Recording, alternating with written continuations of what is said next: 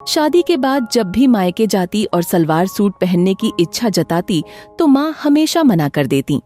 कहती, जब ससुराल में इसे पसंद नहीं करते तो यहाँ पहनने की क्या जरूरत है।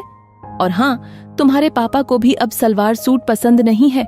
शादी के बाद बेटियां साड़ी में ही अच्छी लगती हैं। मैंने मन मारकर साड़ी पहननी शुरू कर दी।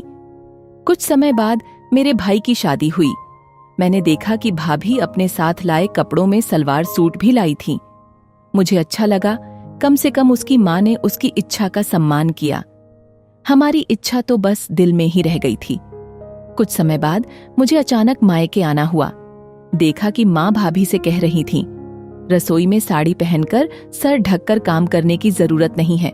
जो कपड़े तुम्हें आरामदायक लगे वही पहनो। और खुद भाभी को एप्रेन दे रही थी। मन में खुशी हुई। फिर मैंने अकेले में माँ से कहा, तुम अपनी बहू को तो सूट पहनने की इजाजत देती हो और मुझे मना करती हो। माँ मुस्कुराई और कुछ नहीं बोली, मगर उस खामोशी में एक गहरी समझ छिपी थी, जैसे उसे अपने किए पर थोड़ी सी शर्मिंदगी हो। माँ मुझे समझाते हुए बोली, वो बहू है हमारी, उसका ख्याल रखना हमारा फर्ज है। आज हम उसे समझेंगे, उसकी इच्छाओं का सम्मान करेंगे, कल को वही हमें समझकर हमारा ख्याल रखेगी। तुम दूसरे घर की बहू हो और वहां के लोगों की भावनाओं का सम्मान करना तुम्हारा फर्ज है।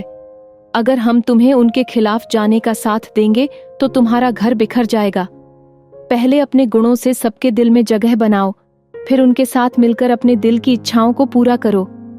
हम तो अपनी बहू के साथ वही व्यवहार कर रहे हैं जो हम तुम्हारे लिए तुम्हारी ससुराल में चाहते हैं।